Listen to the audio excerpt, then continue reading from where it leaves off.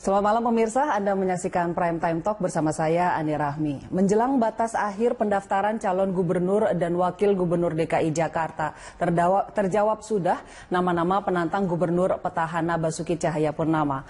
Koalisi 4 parpol yang terdiri dari Partai Demokrat, P3, PKB, dan PAN membuat kejutan dengan memilih putra Presiden RI ke-6 Agus Harimurti Yudhoyono berpasangan dengan Silviana Murni menjadi pasangan calon gubernur dan wakil gubernur DKI Jakarta.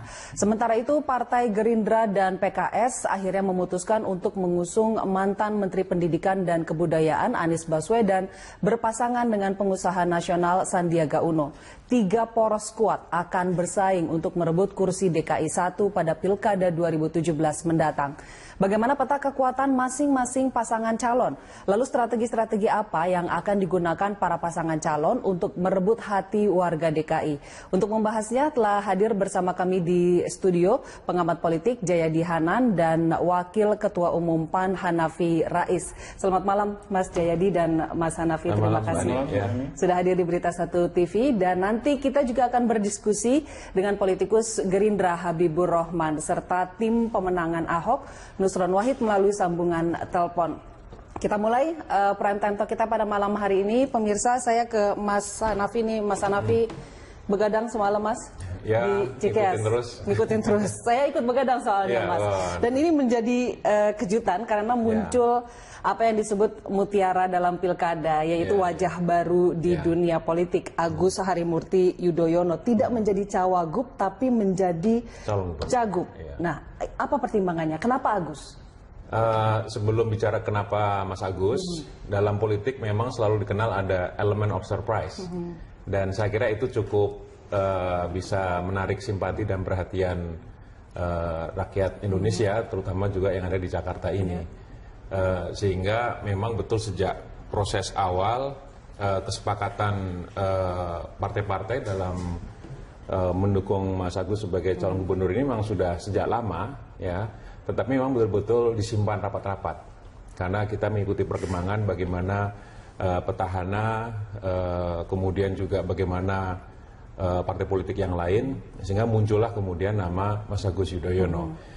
Dan bisa diterima dengan sangat hangat oleh partai-partai politik yang tadi pagi sudah disampaikan oleh Pak Zulkifli Hasan, Ketua Umum Partai Amanat Nasional. Dan kita melihat kenapa Mas Agus ini memang menjadi sebuah keniscayaan juga sebenarnya untuk bangsa kita ini. Orang akan mengatakan, oh usia, pengalaman politik. Tapi kita ternyata sudah membuktikan yang usianya muda, yang dianggap tidak punya pengalaman politik, misalnya Ridwan Kamil, yang arsitek, yang cuma arsitek, berhasil memimpin kota Bandung. Kemudian ada yang cuma doktor, lulusan dari Jepang, Emil Dardak, berhasil jadi Bupati Trenggalek.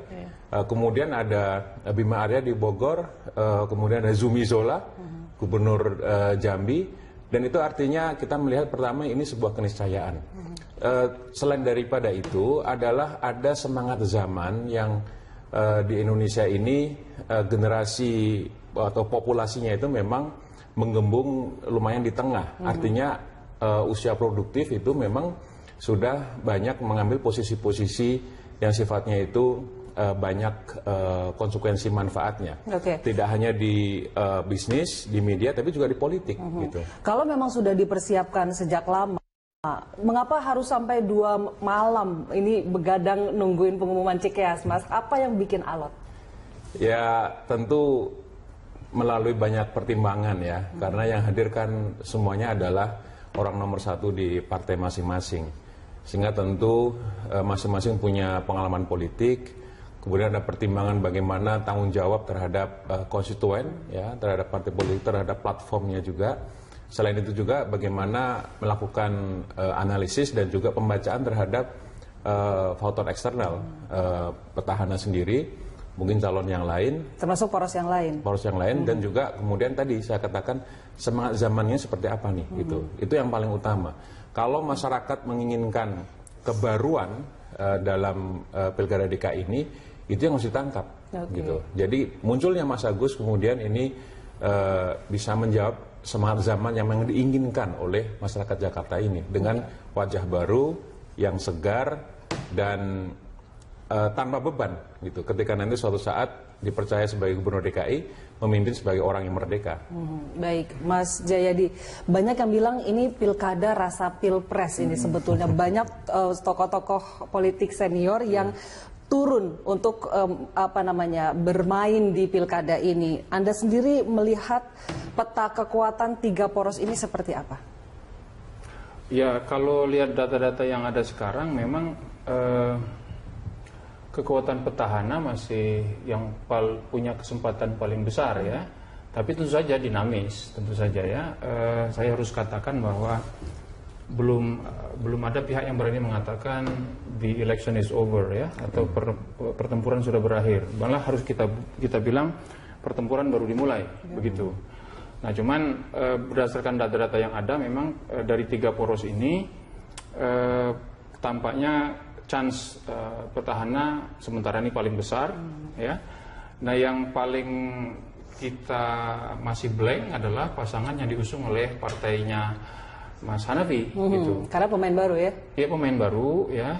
Tapi memang dari segi potensi berdasarkan kualifikasi personal, ya betul bahwa memang tiga pasangan ini menunjukkan ada kebaruan, ada fresh gitu, dan punya diferensiasi yang berbeda-beda ya di setiap pasangan itu. Tinggal masalahnya adalah yang mana yang paling connected, yang paling bisa terhubung kepada para pemilih, begitu. Misalnya barangkali persoalan pengalaman di pemerintahan itu mungkin bisa dilawan dengan argumen seperti kata Mas Hanafi tadi, bahwa pengalaman di pemerintahan tidak menjamin seorang berhasil atau tidak, begitu ya. Tapi pertama masalahnya adalah di Pilkada DKI ada petahana. Kalau ada petahana berarti orang melihat pengalaman pemerintahan, satu. Yang kedua, karena ada petahana, orang kemudian melihat track record. Ya.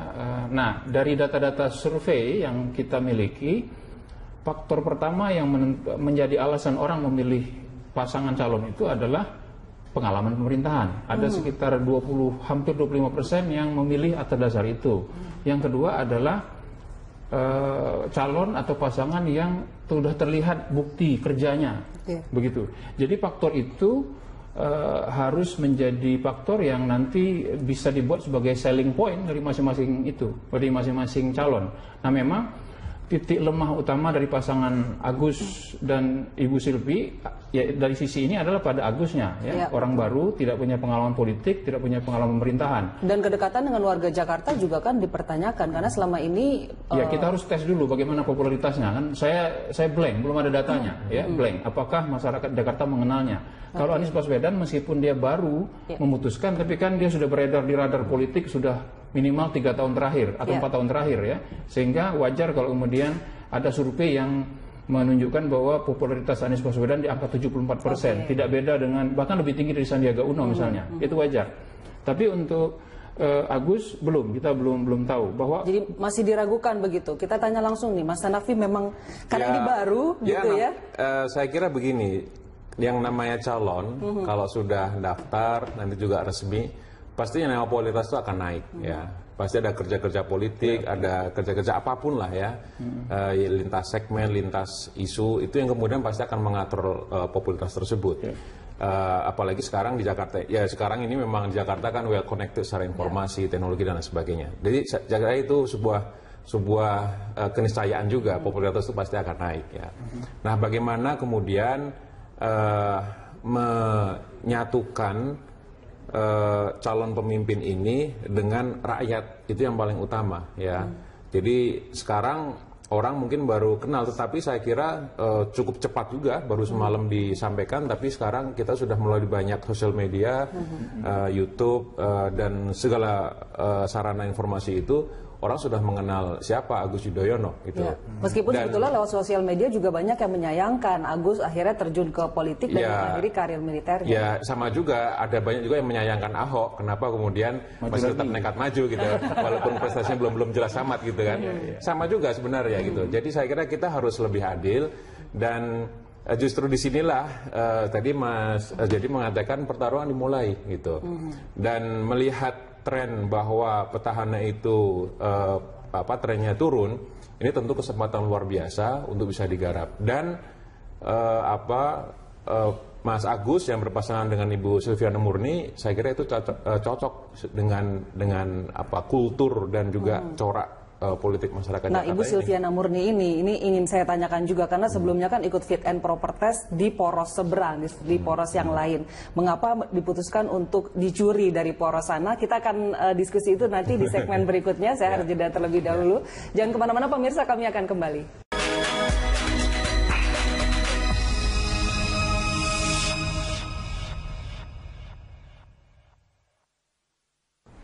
Tiga pasang calon gubernur akan meramaikan Pilgub DKI Jakarta tahun depan dan berikut kekuatan tiga poros dari masing-masing kandidat.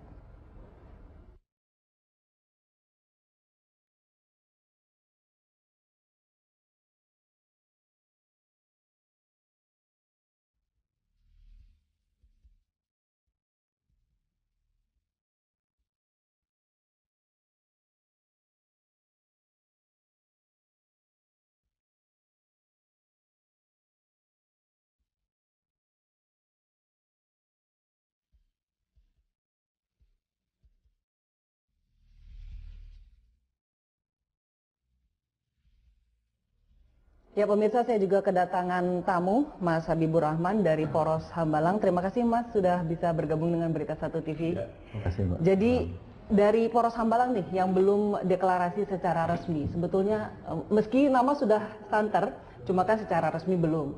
Jadi siapa yang akan diusung oleh Poros Hambalang? Ya, sini masih ada beberapa jam ya. Kalau nggak salah masih ada 6 jam, masih banyak sekali. Jadi belum dapat disampaikan secara resmi ya pasangan yang kita usung adalah siapa dengan siapa, tetapi yang jelas Sandiaga pasti, tapi yang berpasangan dengan Mas Sandi belum bisa kita sampaikan secara resmi. Memang juga secara resmi belum benar-benar diputuskan. Jadi yang tetap saja kalau bahasanya begini, sebelum bendera kuning berkibar itu masih bisa lah berubah. Belum janur kuning. Ya? Janur kuning, sorry, janur kuning lain. Janur kuning ya, sebelum janur kuning. Jadi ada kemungkinan ada kejutan begitu dari Poros Hambalang. Kayaknya seperti itu ya. Bukan kejutan, cuman kalau diberitakan ini yang tadi saya baca paketnya Anies Agus, ya menurut saya itu masih prematur gitu paket yang dibikin tadi gitu. Karena memang belum dideklarasikan. Belum diumumkan, belum diputuskan dan belum diumumkan. Sekarang lagi dibahas. Malam ini juga juga langsung mendaftar ke KPU. Betul. Begitu. Oke. Sebelumnya sudah diumumkan jadwal deklarasi, lalu rencana ke KPU, itu kan sudah dari kemarin ya Mas ya? Ya itu kan nggak ada namanya kan. Kita juga lihat bahwa acara pestanya ada tapi mempelainya belum nggak ditulis. Yang ini kita lihat Pak Anies Baswedan dan Pak Sandiaga Uno sudah sholat Jumat bareng gitu. Ya bisa lah, bisa macam-macam lah sholat Jumat. Alot sekali, apa yang bikin alot? Ya tentu kita ini kan Partai Gerindra, keputusan tentu di Pak Prabowo, tapi tradisi kami Pak Prabowo selalu mendengar ya, mendengar masukan, mendengar keluhan dari grassroots-nya. Ya mungkin ini sempat ada nama yang beredar tadi, tapi ada juga mungkin yang banyak teman-teman SMS gitu kan, Pak kok ini segala macam, sehingga itu juga jadi masukan gitu, yang tadinya mungkin nggak sempat terlupakan atau apa jadi masukan. Jadi masih ada kemungkinan bukan Anies? Masih ada kemungkinan, masih ada kemungkinan. Ini menarik sekali ya. Atau ini mungkin kealotan ini karena Ibu Silviana dicuri oleh poros nggak ada dicuri kan, nggak ada. Karena kan sudah fit and proper test di Gerindra. Kalau dari Anda sendiri apa yang memutuskan memasangkan Mas Agus dengan Ibu Silviana? Dicuri itu kalau ada hak kepemilikan diambil ya.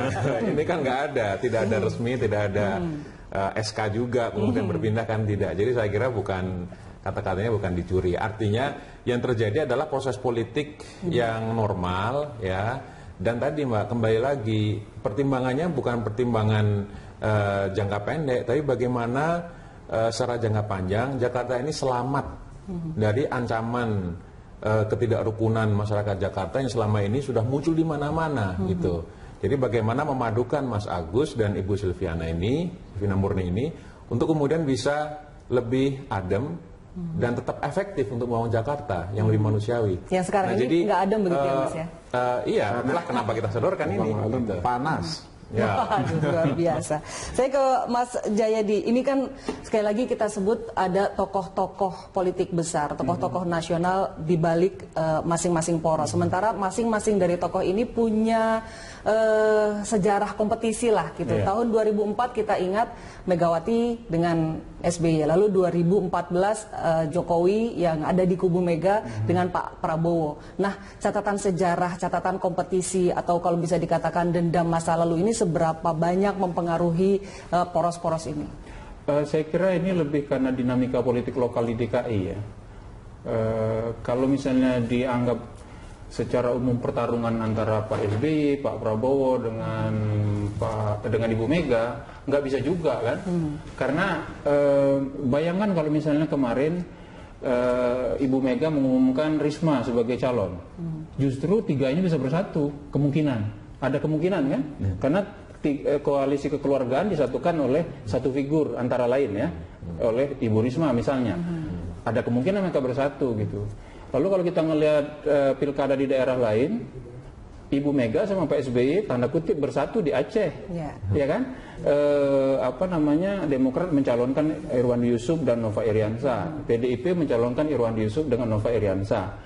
Nah, jadi di situ tidak kelihatan rasa pilpresnya kan gitu. Nah, tetapi di DKI itu tampak seperti rasa pilpres, lebih karena dinamika politik lokal di DKI satu. Ya, akibat pilihan-pilihan politik tadi itu mengakibatkan tiga tokoh ini seolah-olah bertarung. Bolehlah disebut itu, kemudian ujungnya menjadi pertarungan seperti pertarungan ketiganya satu. Yang kedua, tapi bisa juga disebut ini pilkada rasa pilpres, mengingat pentingnya Jakarta, gitu. Pentingnya Jakarta. Ya, orang kan berhitung siapapun yang menang di pilkada Jakarta menjadi gubernur Jakarta, dia akan populer sepopuler presiden. Dia akan dilihat oleh masyarakat Indonesia secara nasional begitu.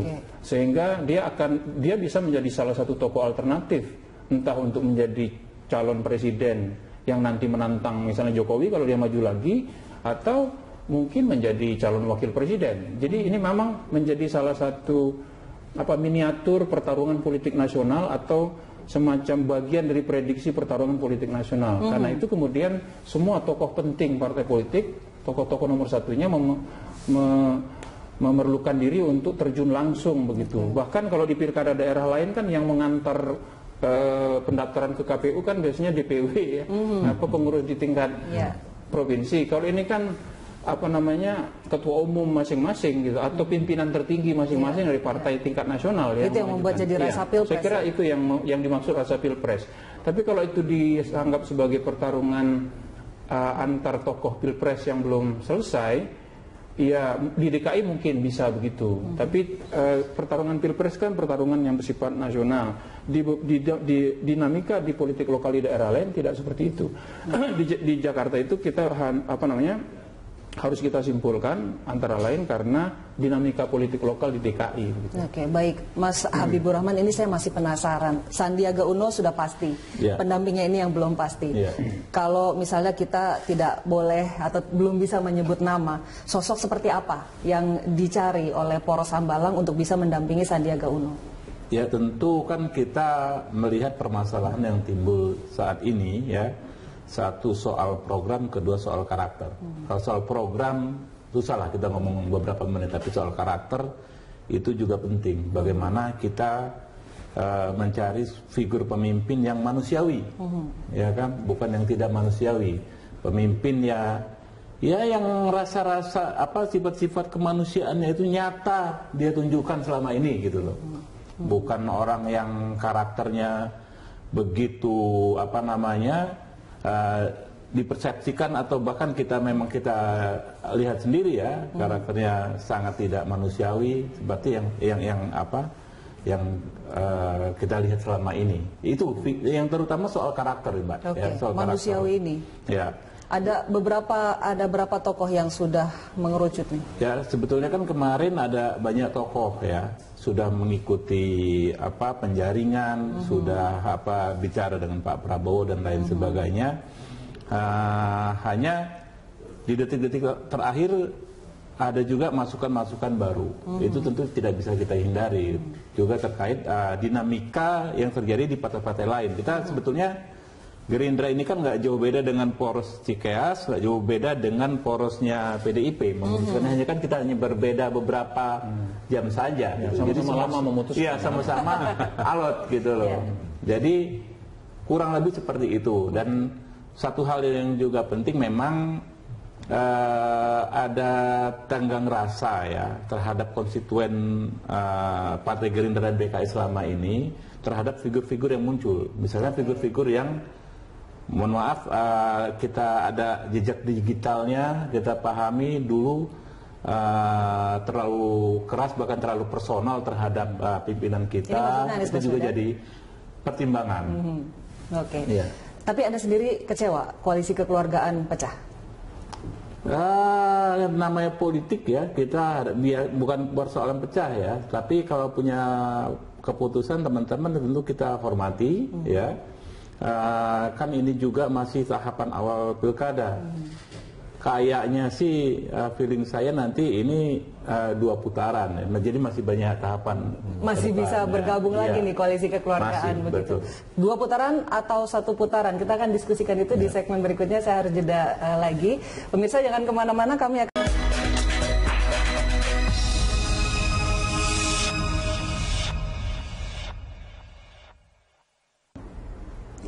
Agus dan Anies tantang Ahok, itu adalah topik Prime Time Talk yang sedang kita perbincangkan pada malam hari ini. Kami juga mengundang Anda pemirsa untuk bisa ikut berpartisipasi dalam dialog kami pada malam hari ini. Anda bisa menghubungi nomor telepon yang tertera di layar televisi Anda. Kita lanjutkan perbincangan ke Mas Habib terlebih dahulu nih. Mas Habib, bisa dikatakan bahwa poros Hambalang ini seperti kecolongan panggung gitu. Belum ada pasangan yang dideklarasikan, lalu belum pasti juga kapan akan ke KPU meskipun waktunya masih ada. Lalu strategi apa yang akan diusung oleh poros Hambalang untuk bisa memenangkan Pilkada DKI ini? Kalau kecolongan saya rasa enggak ya, karena kita justru partai yang pertama menetapkan calon ya, Mas Sandiaga Uno waktu Rakornas kemarin ya.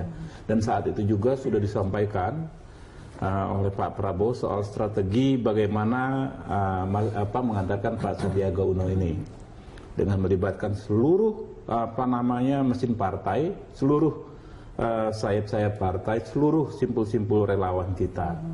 Artinya bahkan sampai itu dia ke grup-grup WhatsApp segala macam yang selama ini kurang terorganisir, sekarang ya kan setelah Rakornas itu sudah sudah cukup terorganisir. Jadi dengan didaftarkannya lagi kan sudah semakin jelas. Jadi pasangannya siapa, kemudian lawannya siapa. Oke. Mas Hanafi, dengan tokoh yang baru mentas di dunia politik, di militer oke lah karirnya sudah panjang, tapi baru mentas di dunia politik, kira-kira strateginya apa untuk pemenangan Pilkada DKI kali ini? Ya, ini koalisi partai-partai pendukung Mas Agus dan Bu Silviana ini ingin mendorong ini bukan hanya gerakan partai politik, tapi gerakan rakyat. Artinya di luar partai politik ada banyak elemen ormas, kemudian ibu-ibu, pelajar begitu, yang memang selama ini sudah cukup gelisah ya, ingin kehadiran wajah baru tanpa beban sebagai sosok yang merdeka, dan nanti ini akan diorganisir tentu secara kolosal gitu. Apakah secara darat ya maupun udara istilahnya, apakah secara off air maupun on air, secara sosial media maupun di lapangan.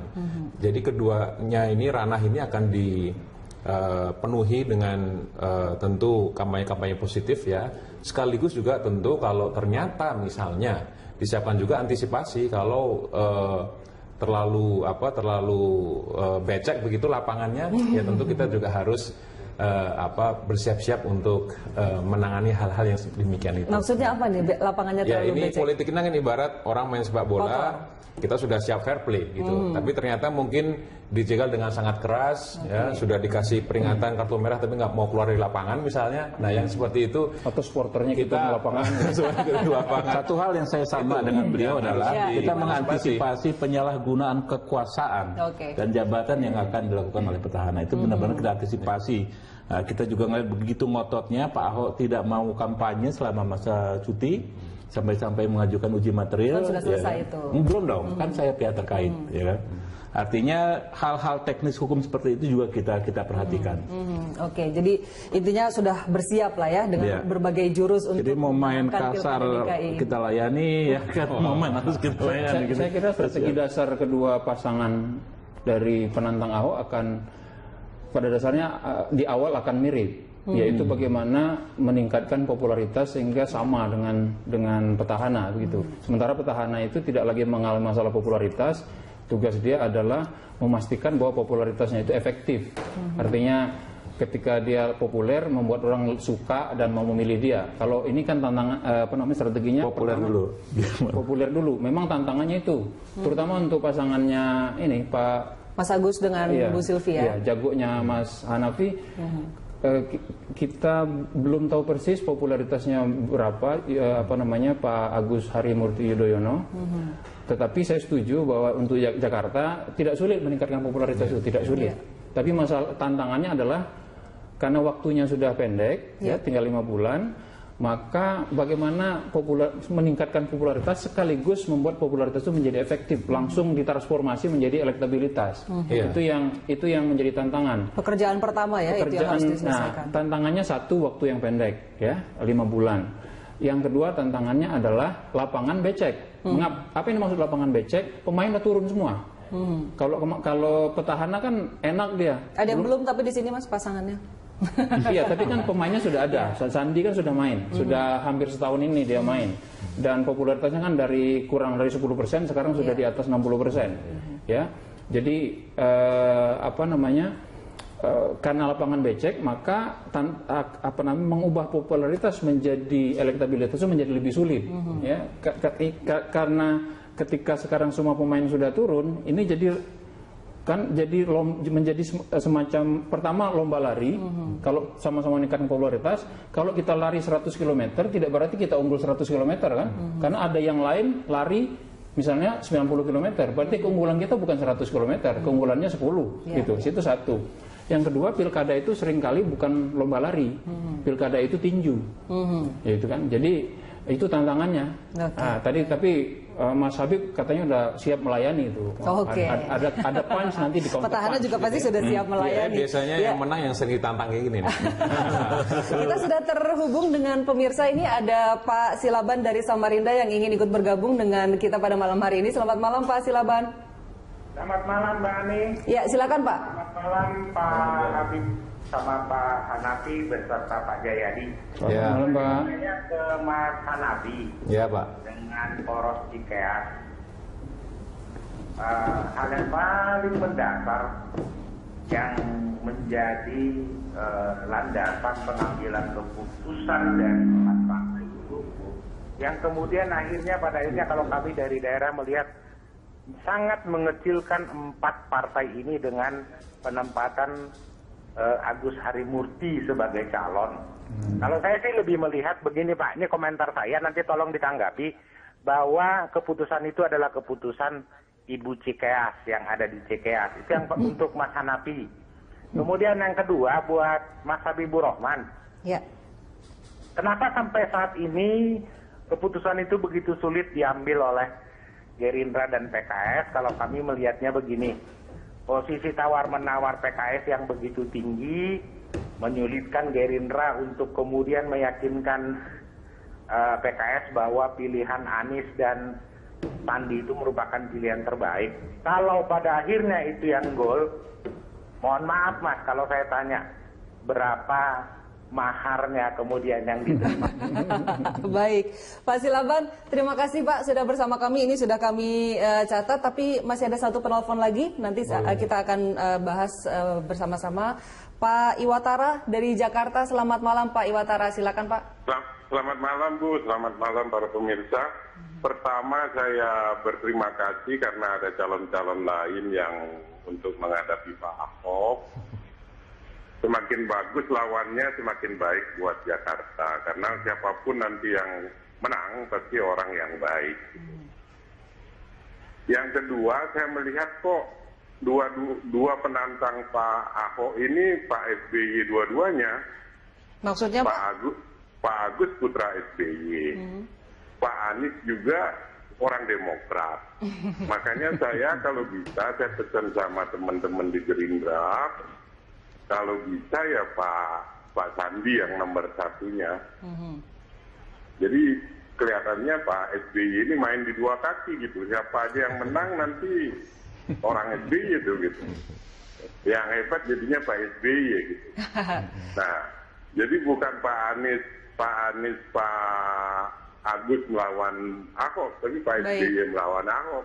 Baik Pak Iwatara, terima kasih Pak sudah bergabung bersama kami. Ini kita akan jawab nanti, Bapak-Bapak. Saya harus jeda terlebih dahulu, nanti dijawab setelah jeda. Pemirsa jangan kemana-mana, Prime Time Talk akan kembali.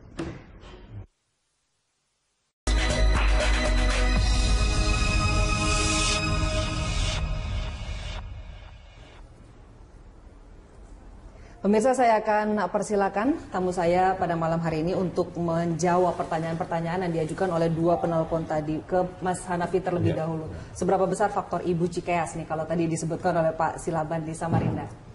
Ya, saya tidak menyampaikan secara detail Pak Silaban, tetapi saya kira kita sebagai orang tua itu pasti bisa merasakan bagaimana kalau sang anak itu lantas punya keputusan politik yang sangat besar dan berpengaruh pada masa depan hidupnya gitu. Yang saya cermati atau saya lihat, ketahui bukan persoalan yang sederhana juga untuk memutuskan atau memberikan restu pada Mas Agus untuk maju. Bahkan terjadi perdebatan sebagai orang tua ya, sebagai orang tua. Tapi bahwa kemudian ada maslahat, ada manfaat yang lebih besar, kalau bahasa militernya duty calls, tugas memanggil nih gitu, sehingga butuh pengorbanan yang lebih besar, tidak hanya berkarir di TNI, kemudian harus diputuskan untuk maju di gubernur ini. Memang bukan saja persoalan politik. Saya melihat ini tidak hanya sekedar soal kekuasaan who gets what and how, tidak soal siapa dapat apa dan bagaimana caranya, tapi soal mengapa kemudian ini harus maju, mengapa harus mengorbankan sesuatu yang mungkin dianggap ini sudah jelas di TNI dan lain sebagainya. Nah, saya melihat para ketua umum dengan Pak SBY ini ada problem soal ketidakadilan, soal tidak hadirnya kemanusiaan yang ada di Jakarta ini yang harus dijawab. Kalau kemudian terlalu rumit untuk memutuskan siapanya, sementara mungkin Mas Agus juga sudah berkomitmen untuk bisa maju, maka nanti yang terjadi adalah kita hanya menunggu terus, sementara kerusakan terjadi dengan cepat dan tidak bisa lagi kita hindari. Nah, kita ingin sosok ini bisa menjawab tantangan tersebut, bisa muncul sebagai orang yang menjawab soal keadilan dan juga kemanusiaan. Dan saya kira membangun Jakarta ke depan memang harus dengan pendekatan keadilan dan kemanusiaan itu. Oke, baik. Mas Habib, ini tadi ditanyakan kenapa sih, apa yang bikin alot dan berapa maharnya? Mahar dulu. Iya, berapa maharnya? Tanya ke Pak Jokowi, ke Pak Ahok, ya kan 2012 kita dukung mereka bisa-bisan 0% mahar, dan itu juga berlaku di seluruh daerah. Kemudian soal alot, tentu kita ikhtiar mencari yang terbaik bagi DKI saat ini. Ini keputusan yang cukup penting ya kan, dinanti semua pihak, sehingga kadang-kadang di satu sisi kita mengakomodir aspirasi sebagian teman, di sisi lain kita harus mengorbankan aspirasi teman konstituen yang lain. Cuma memang akhirnya tetap harus ada keputusan malam ini dibuat, dan kalau sudah diputuskan ya kita akan kawal. Meskipun akhirnya diputuskan orangnya SBY tadi disebut oleh Pak Iwatara itu. Ya apapun itu kita tahu ya Pak Prabowo itu orang yang sikap negarawannya sangat kental ya. Beliau juga orang yang sangat berbesar hati ya, orang yang sangat legowo. Bagaimana beliau dulu bisa habis Pilpres kita lihat 2014 bekas kompetitor SBY, kemudian nggak lama sudah bisa ketemu Pak SBY. Begitu juga setelah Pilpres lawan Pak Jokowi bisa ketemu lagi dengan Pak Jokowi. Kita para pendukungnya kadang-kadang aja masih panas gitu loh, masih terngiang-ngiang tuh kontestasi sebelumnya, tapi Pak Prabowo sudah recover, sudah move on, ya kan, sudah negarawan betul. Ya itu orang yang di level seperti itu memang sangat jarang. Dan kalau beliau sudah memutuskan, kita percaya itu yang terbaik saat ini. Baik, kita terbatasi oleh waktu, tapi singkat Pak Jayadi, berapa putaran? 1, 2? Masih ada dua kemungkinan itu, mungkin 1 putaran, mungkin 2 putaran, tergantung calonnya, ya. Kalau misalnya dua pasangan calon ini bisa memunculkan calon yang menarik ya, dan bisa connected, bisa terhubung dengan masyarakat secara baik, ada kemungkinan 2 putaran. Tapi kalau misalnya calon yang dimunculkan justru menimbulkan kekecewaan justru di kalangan koalisi kekeluargaan sendiri, bisa jadi malah ada suaranya malah berpindah ke petahana. Itu akan potensial menimbulkan hanya 1 putaran. Jadi 2 putaran atau 1 putaran itu tergantung pada konfigurasi calonnya, dan kita belum tahu persis konfigurasi calonnya. Karena masih menunggu dari di Gerindra belum poros Hambalang ini. Ya. Baik. Bagaimana kalau kita sepakat untuk berpilkada dengan sehat dan juga dengan gembira gitu ya. Baik, terima kasih atas kehadirannya pada malam hari ini Bapak-bapak, Mas Jayadi, Mas Hanafi dan juga Mas Habib. Terima kasih. Sukses selalu untuk Anda. Tapi soal karakter itu juga penting. Bagaimana kita mencari figur pemimpin yang manusiawi, ya kan, bukan yang tidak manusiawi. Pemimpin ya yang rasa-rasa sifat-sifat kemanusiaannya itu nyata dia tunjukkan selama ini gitu loh. Bukan orang yang karakternya begitu dipersepsikan atau bahkan kita lihat sendiri ya karakternya sangat tidak manusiawi seperti yang kita lihat selama ini. Itu yang terutama soal karakter, Mbak. Soal manusiawi karakter ini. Ya. Ada berapa tokoh yang sudah mengerucut nih? Ya, sebetulnya kan kemarin ada banyak tokoh ya sudah mengikuti penjaringan, sudah bicara dengan Pak Prabowo dan lain sebagainya. Hanya di detik-detik terakhir ada juga masukan-masukan baru. Itu tentu tidak bisa kita hindari. Juga terkait dinamika yang terjadi di partai-partai lain. Kita sebetulnya Gerindra ini kan nggak jauh beda dengan poros Cikeas, nggak jauh beda dengan porosnya PDIP. Memutuskan hanya kan kita hanya berbeda beberapa jam saja. Sama-sama lama memutuskan. Iya, sama-sama alot gitu loh. Jadi kurang lebih seperti itu. Dan satu hal yang juga penting memang ada tenggang rasa ya terhadap konstituen Partai Gerindra dan PKI selama ini terhadap figur-figur yang muncul. Misalnya figur-figur yang mohon maaf kita ada jejak digitalnya, kita pahami dulu terlalu keras bahkan terlalu personal terhadap pimpinan kita. Itu juga jadi pertimbangan. Ya. Tapi Anda sendiri kecewa koalisi kekeluargaan pecah? Namanya politik ya, kita bukan persoalan pecah ya, tapi kalau punya keputusan teman-teman tentu kita hormati ya. Kan ini juga masih tahapan awal pilkada. Kayaknya sih feeling saya nanti ini 2 putaran, jadi masih banyak tahapan. Masih bisa bergabung lagi nih koalisi kekeluargaan begitu. Betul. 2 putaran atau 1 putaran, kita akan diskusikan itu di segmen berikutnya. Saya harus jeda lagi. Pemirsa jangan kemana-mana, kami akan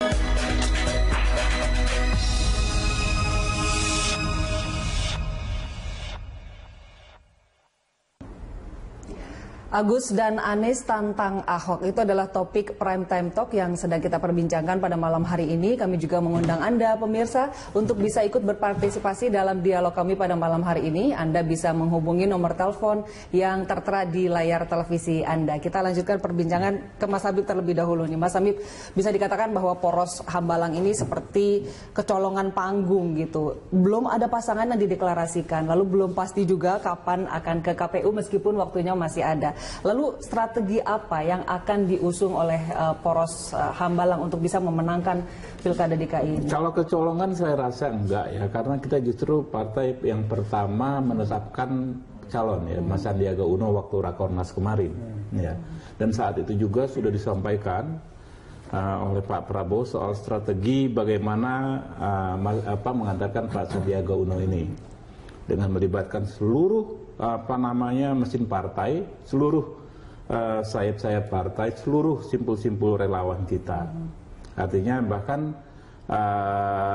sampai itu dia ke grup-grup WhatsApp segala macam yang selama ini kurang terorganisir, sekarang ya kan setelah Rakornas itu sudah cukup terorganisir. Jadi dengan didaftarkannya lagi kan sudah semakin jelas. Jadi pasangannya siapa, kemudian lawannya siapa. Oke. Mas Hanafi, dengan tokoh yang baru mentas di dunia politik, di militer oke lah karirnya sudah panjang, tapi baru mentas di dunia politik, kira-kira strateginya apa untuk pemenangan Pilkada DKI kali ini? Ya, ini koalisi partai-partai pendukung Mas Agus dan Bu Silviana ini ingin mendorong ini bukan hanya gerakan partai politik, tapi gerakan rakyat. Artinya di luar partai politik ada banyak elemen ormas, kemudian ibu-ibu, pelajar begitu, yang memang selama ini sudah cukup gelisah ya, ingin kehadiran wajah baru tanpa beban sebagai sosok yang merdeka, dan nanti ini akan diorganisir tentu secara kolosal gitu.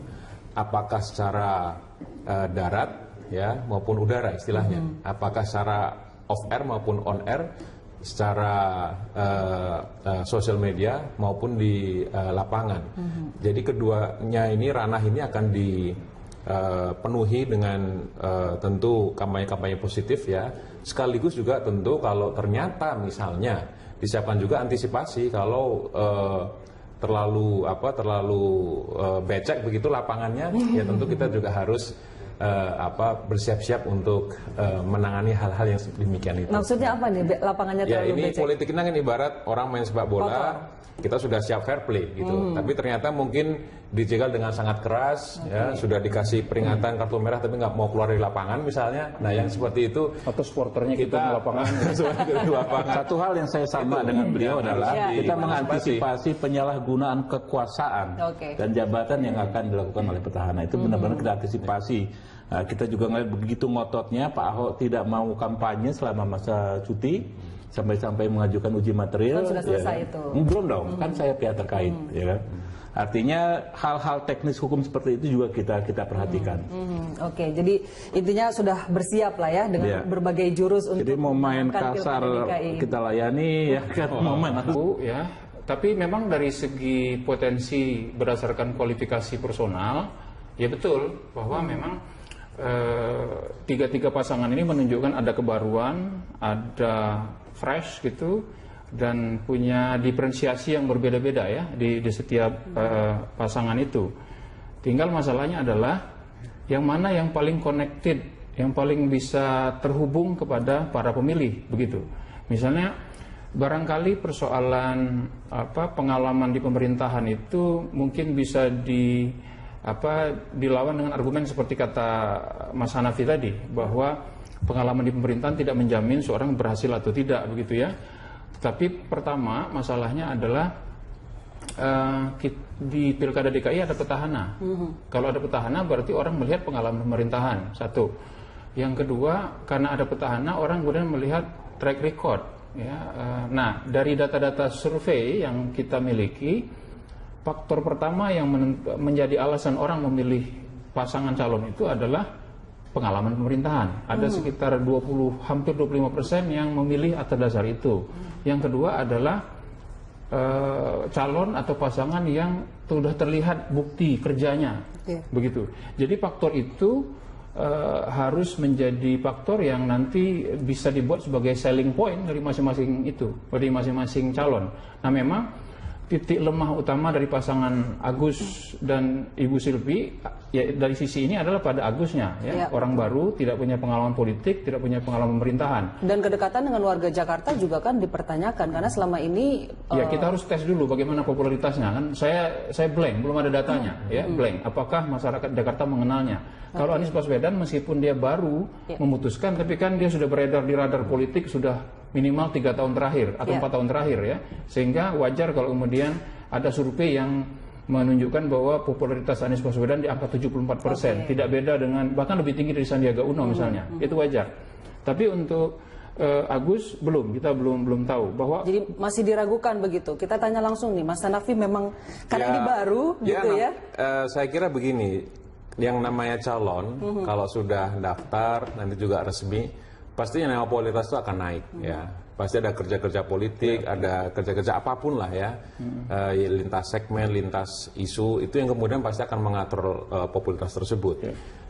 Apalagi sekarang di Jakarta, ya sekarang ini memang di Jakarta kan well connected secara informasi, teknologi dan lain sebagainya. Jadi Jakarta itu sebuah keniscayaan juga, popularitas itu pasti akan naik, ya.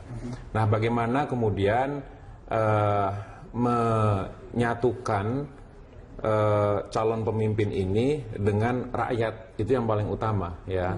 Jadi sekarang orang mungkin baru kenal, tetapi saya kira cukup cepat juga, baru semalam disampaikan, tapi sekarang kita sudah mulai banyak sosial media, YouTube, dan segala sarana informasi itu, orang sudah mengenal siapa Agus Yudhoyono gitu. Ya.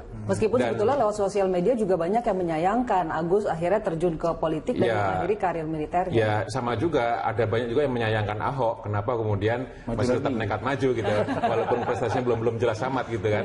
Sama juga sebenarnya gitu. Jadi saya kira kita harus lebih adil, dan justru disinilah tadi Mas jadi mengatakan pertarungan dimulai gitu. Dan melihat tren bahwa petahana itu trennya turun, ini tentu kesempatan luar biasa untuk bisa digarap. Dan Mas Agus yang berpasangan dengan Ibu Silviana Murni, saya kira itu cocok dengan kultur dan juga corak politik masyarakat Nah, Jakarta Ibu Silviana Murni ini ingin saya tanyakan juga, karena sebelumnya kan ikut fit and proper test di poros seberang, di poros yang lain. Mengapa diputuskan untuk dicuri dari poros sana? Kita akan diskusi itu nanti di segmen berikutnya. Saya harus jeda terlebih dahulu. Jangan kemana-mana pemirsa, kami akan kembali.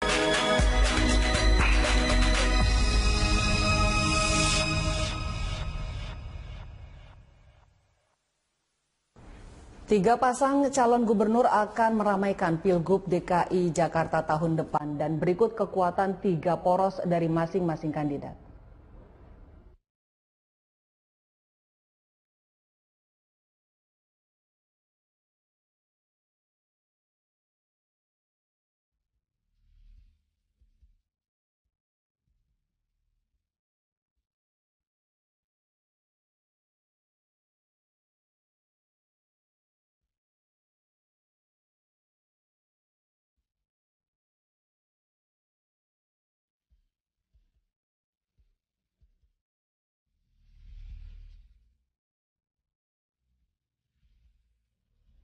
Ya pemirsa, saya juga kedatangan tamu, Mas Habibur Rahman dari Poros Hambalang. Terima kasih Mas sudah bisa bergabung dengan Berita 1 TV. Ya, terima kasih Mbak. Jadi dari Poros Hambalang nih yang belum deklarasi secara resmi, sebetulnya meski nama sudah santer, cuma kan secara resmi belum. Jadi siapa yang akan diusung oleh Poros Hambalang? Ya, sini masih ada beberapa jam ya. Kalau nggak salah masih ada 6 jam, masih banyak sekali. Jadi belum dapat disampaikan secara resmi ya pasangan yang kita usung adalah siapa dengan siapa, tetapi yang jelas Sandiaga pasti, tapi yang berpasangan dengan Mas Sandi belum bisa kita sampaikan secara resmi. Memang juga secara resmi belum benar-benar diputuskan. Jadi yang tetap saja kalau bahasanya begini, sebelum bendera bendera kuning berkibar tuh masih bisa lah berubah. Belum janur kuning. Ya? Janur kuning, sorry, janur kuning. Kuning lain. Kalau janur kuning ya, sebelum janur kuning. Jadi ada kemungkinan ada kejutan begitu dari Poros Hambalang. Kayaknya seperti itu ya, bukan kejutan, cuman kalau diberitakan.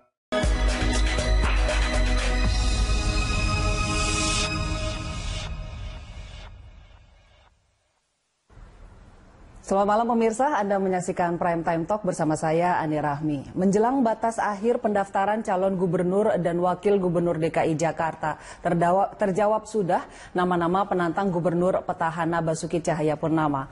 Koalisi 4 parpol yang terdiri dari Partai Demokrat, P3, PKB, dan PAN membuat kejutan dengan memilih putra Presiden RI ke-6 Agus Harimurti Yudhoyono berpasangan dengan Silviana Murni menjadi pasangan calon gubernur dan wakil gubernur DKI Jakarta.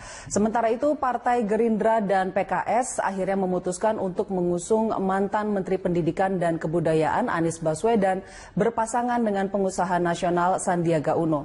3 poros kuat akan bersaing untuk merebut kursi DKI 1 pada Pilkada 2017 mendatang.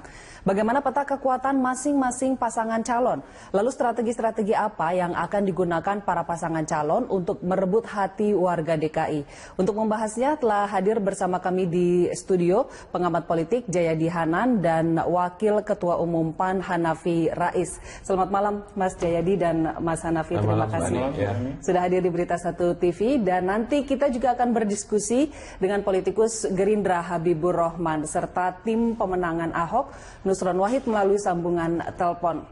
Kita mulai Prime Time Talk kita pada malam hari ini. Pemirsa, saya ke Mas Hanafi nih. Mas Hanafi begadang semalam Mas ya, di Cikeas. Ngikutin terus. Saya ikut begadang soalnya Mas. Dan ini menjadi kejutan karena muncul apa yang disebut mutiara dalam pilkada, yaitu wajah baru di dunia politik. Agus Harimurti Yudhoyono tidak menjadi cawagup tapi menjadi cagup. Nah, apa pertimbangannya? Kenapa Agus? Sebelum bicara kenapa Mas Agus, dalam politik memang selalu dikenal ada elemen of surprise. Dan saya kira itu cukup bisa menarik simpati dan perhatian rakyat Indonesia, terutama juga yang ada di Jakarta ini. Sehingga memang betul sejak proses awal kesepakatan partai-partai dalam mendukung Mas Agus sebagai calon gubernur ini memang sudah sejak lama ya, tetapi memang betul-betul disimpan rapat-rapat karena kita mengikuti perkembangan bagaimana petahana, kemudian juga bagaimana partai politik yang lain, sehingga muncullah kemudian nama Mas Agus Yudhoyono. Dan bisa diterima dengan sangat hangat oleh partai-partai politik yang tadi pagi sudah disampaikan oleh Pak Zulkifli Hasan, Ketua Umum Partai Amanat Nasional. Dan kita melihat kenapa Mas Agus ini memang menjadi sebuah keniscayaan juga sebenarnya untuk bangsa kita ini. Orang akan mengatakan, usia, pengalaman politik. Tapi kita ternyata sudah membuktikan yang usianya muda, yang dianggap tidak punya pengalaman politik, misalnya Ridwan Kamil, yang arsitek, yang cuma arsitek, berhasil memimpin Kota Bandung. Kemudian ada yang cuma doktor, lulusan dari Jepang, Emil Dardak, berhasil jadi Bupati Trenggalek. Kemudian ada Bima Arya di Bogor, kemudian ada Zumi Zola, Gubernur Jambi, dan itu artinya kita melihat pertama ini sebuah keniscayaan. Selain daripada itu adalah ada semangat zaman yang di Indonesia ini generasi atau populasinya itu memang menggembung lumayan di tengah. Artinya usia produktif itu memang sudah banyak mengambil posisi-posisi yang sifatnya itu banyak konsekuensi manfaatnya. Tidak hanya di bisnis, di media, tapi juga di politik. Gitu. Kalau memang sudah dipersiapkan sejak lama, mengapa harus sampai 2 malam ini begadang nungguin pengumuman Cikeas, Mas? Apa yang bikin alot? Ya tentu melalui banyak pertimbangan ya, karena yang hadir kan semuanya adalah orang nomor 1 di partai masing-masing. Sehingga tentu masing-masing punya pengalaman politik, kemudian ada pertimbangan bagaimana tanggung jawab terhadap konstituen, ya, terhadap partai politik, terhadap platformnya juga. Selain itu juga bagaimana melakukan analisis dan juga pembacaan terhadap faktor eksternal, petahana sendiri, mungkin calon yang lain, termasuk poros yang lain, dan juga kemudian tadi saya katakan semangat zamannya seperti apa nih, itu yang paling utama. Kalau masyarakat menginginkan kebaruan dalam pilkada DKI ini, itu yang harus ditangkap, gitu. Jadi munculnya Mas Agus kemudian ini bisa menjawab semangat zaman yang memang diinginkan oleh masyarakat Jakarta ini dengan wajah baru yang segar dan tanpa beban, gitu. Ketika nanti suatu saat dipercaya sebagai gubernur DKI, memimpin sebagai orang yang merdeka. Baik, Mas Jayadi, banyak yang bilang ini pilkada rasa pilpres ini sebetulnya. Banyak tokoh-tokoh politik senior yang turun untuk bermain di pilkada ini. Anda sendiri melihat peta kekuatan 3 poros ini seperti apa? Ya, kalau lihat data-data yang ada sekarang, memang kekuatan petahana masih yang punya kesempatan paling besar ya. Tapi tentu saja dinamis, tentu saja ya. Saya harus katakan bahwa belum ada pihak yang berani mengatakan the election is over ya, atau pertempuran sudah berakhir. Malah harus kita bilang pertempuran baru dimulai, begitu. Nah, cuman berdasarkan data-data yang ada, memang dari 3 poros ini tampaknya chance petahana sementara ini paling besar ya. Nah, yang paling kita masih blank adalah pasangan yang diusung oleh partainya Mas Hanafi gitu. Karena pemain baru ya? Iya, pemain baru. Ini yang tadi saya baca paketnya Anies Agus, ya menurut saya itu masih prematur gitu, paket yang dibikin tadi. Karena memang belum dideklarasikan. Belum diumumkan, belum diputuskan dan belum diumumkan. Sekarang lagi dibahas. Malam ini juga, dan malam ini juga langsung mendaftar ke KPU. Betul. Begitu. Oke. Sebelumnya sudah diumumkan jadwal deklarasi, lalu rencana ke KPU. Itu kan sudah dari kemarin ya, Mas ya? Ya, itu nggak ada namanya kan. Kita juga lihat bahwa acara pestanya ada, tapi mempelainya belum nggak ditulis. Yang ini kita lihat Pak Anies Baswedan dan Pak Sandiaga Uno sudah sholat Jumat bareng gitu. Ya, bisa lah, bisa macam-macam lah, sholat Jumat. Alot sekali, apa yang bikin alot? Ya tentu kita ini kan Partai Gerindra, keputusan tentu di Pak Prabowo, tapi tradisi kami Pak Prabowo selalu mendengar ya, mendengar masukan, mendengar keluhan dari grassroots-nya. Ya mungkin ini sempat ada nama yang beredar tadi, tapi ada juga mungkin yang banyak teman-teman SMS gitu kan, Pak kok ini segala macam, sehingga itu juga jadi masukan gitu, yang tadinya mungkin nggak sempat terlupakan atau apa, jadi masukan. Jadi masih ada kemungkinan bukan Anies? Masih ada kemungkinan, masih ada kemungkinan. Ini menarik sekali ya. Atau ini mungkin kealotan ini karena Ibu Silviana dicuri oleh poros nggak ada tuh dicuri kan? Karena kan sudah fit and proper test di Gerindra. Kalau dari Anda sendiri, apa yang memutuskan memasangkan Mas Agus dengan Ibu Silviana? Dicuri itu kalau ada hak kepemilikan diambil ya. Ini kan nggak ada, tidak ada resmi, tidak ada SK juga, kemudian berpindah kan tidak. Jadi saya kira bukan, kata-katanya bukan dicuri. Artinya yang terjadi adalah proses politik yang normal ya. Dan tadi Mbak, kembali lagi pertimbangannya bukan pertimbangan jangka pendek, tapi bagaimana secara jangka panjang Jakarta ini selamat dari ancaman ketidakrukunan masyarakat Jakarta yang selama ini sudah muncul di mana-mana gitu. Jadi bagaimana memadukan Mas Agus dan Ibu Silviana ini, Silviana Murni ini, untuk kemudian bisa lebih adem dan tetap efektif untuk membangun Jakarta yang lebih manusiawi. Yang sekarang ini nggak adem begitu ya, Mas ya? Iya, itulah kenapa kita sodorkan ini. Gitu. Panas. Ya. Luar biasa. Saya ke Mas Jayadi. Ini kan sekali lagi kita sebut ada tokoh-tokoh politik besar, tokoh-tokoh nasional di balik masing-masing poros. Sementara masing-masing dari tokoh ini punya sejarah kompetisi lah gitu. Tahun 2004 kita ingat Megawati dengan SBY. Lalu 2014 Jokowi yang ada di kubu Mega dengan Pak Prabowo. Nah, catatan sejarah, catatan kompetisi atau kalau bisa dikatakan dendam masa lalu ini seberapa banyak mempengaruhi poros-poros ini? Saya kira ini lebih karena dinamika politik lokal di DKI ya.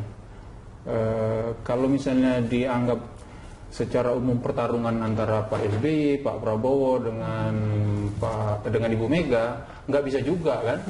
Karena bayangkan kalau misalnya kemarin Ibu Mega mengumumkan Risma sebagai calon, justru tiganya bisa bersatu, ada kemungkinan kan? Karena koalisi kekeluargaan disatukan oleh satu figur antara lain ya, oleh Ibu Risma misalnya, ada kemungkinan mereka bersatu gitu. Lalu kalau kita ngelihat pilkada di daerah lain, Ibu Mega sama Pak SBY tanda kutip bersatu di Aceh, ya kan? Demokrat mencalonkan Irwandi Yusuf dan Nova Iriansa, PDIP mencalonkan Irwandi Yusuf dengan Nova Iriansa. Nah, jadi di situ tidak kelihatan rasa pilpresnya kan gitu. Nah, tetapi di DKI itu tampak seperti rasa pilpres, lebih karena dinamika politik lokal di DKI satu. Ya, akibat pilihan-pilihan politik tadi itu mengakibatkan tiga tokoh ini seolah-olah bertarung. Bolehlah disebut itu, kemudian ujungnya menjadi pertarungan ketiganya satu. Yang kedua, tapi bisa juga disebut ini pilkada rasa pilpres, mengingat pentingnya Jakarta, gitu. Pentingnya Jakarta. Ya, orang kan berhitung siapapun yang menang di pilkada Jakarta menjadi gubernur Jakarta, dia akan populer sepopuler presiden.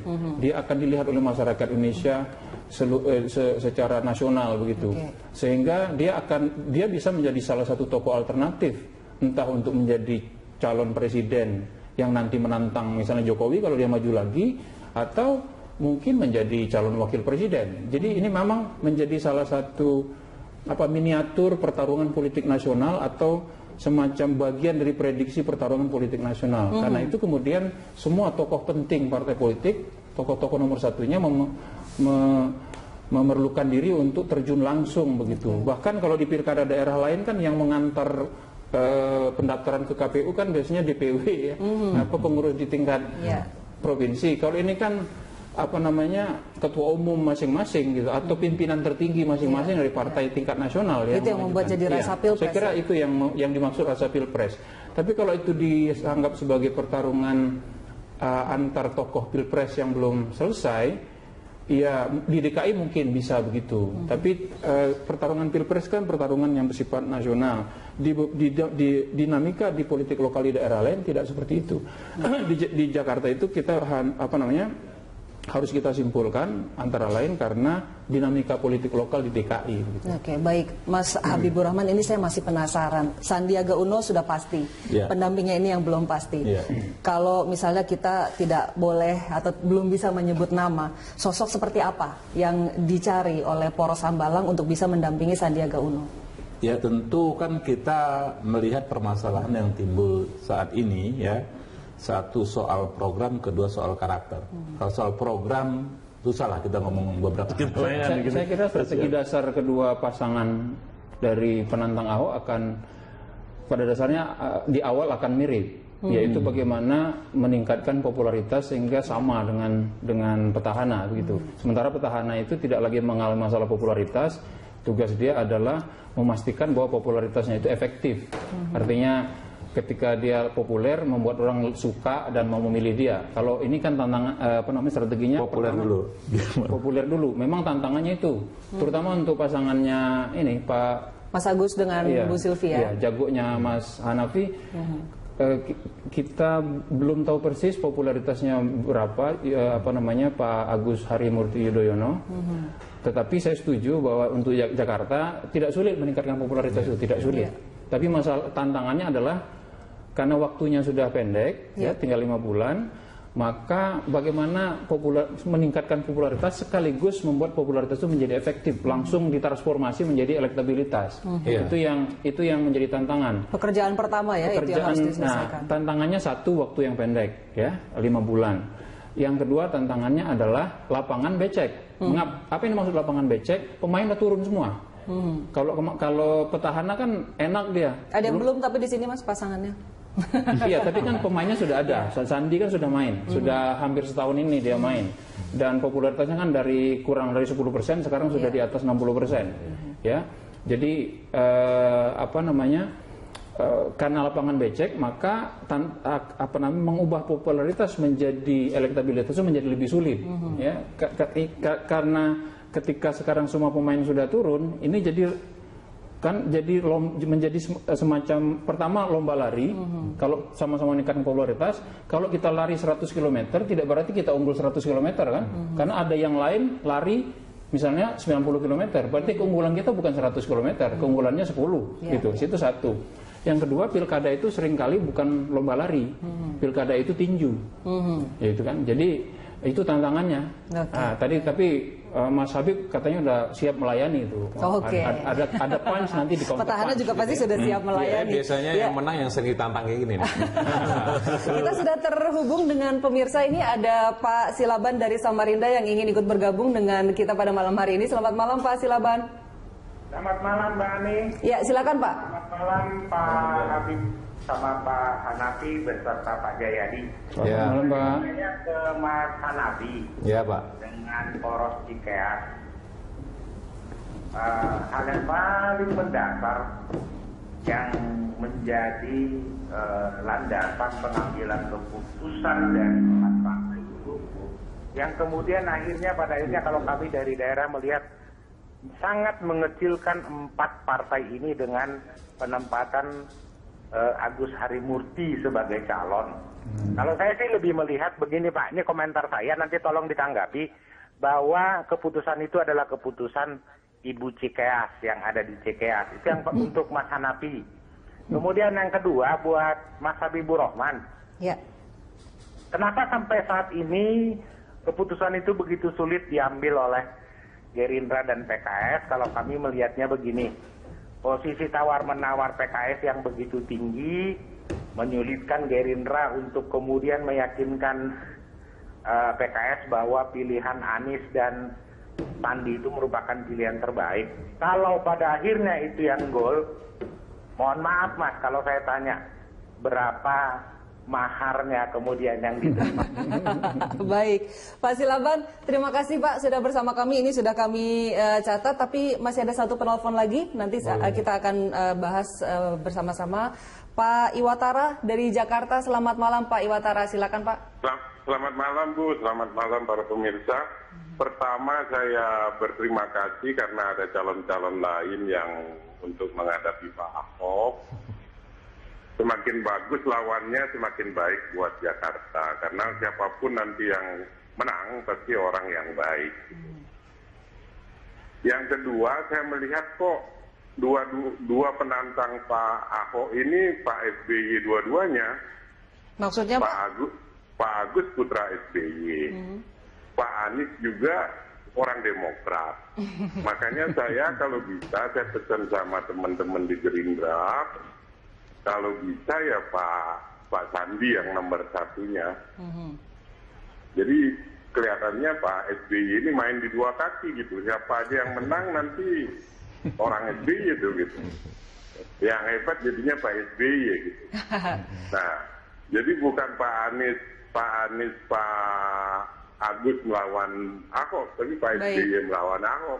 Baik Pak Iwatara, terima kasih Pak sudah bergabung bersama kami. Ini kita akan jawab nanti, Bapak-Bapak, saya harus jeda terlebih dahulu, nanti dijawab setelah jeda. Pemirsa jangan kemana-mana, Prime Time Talk akan kembali.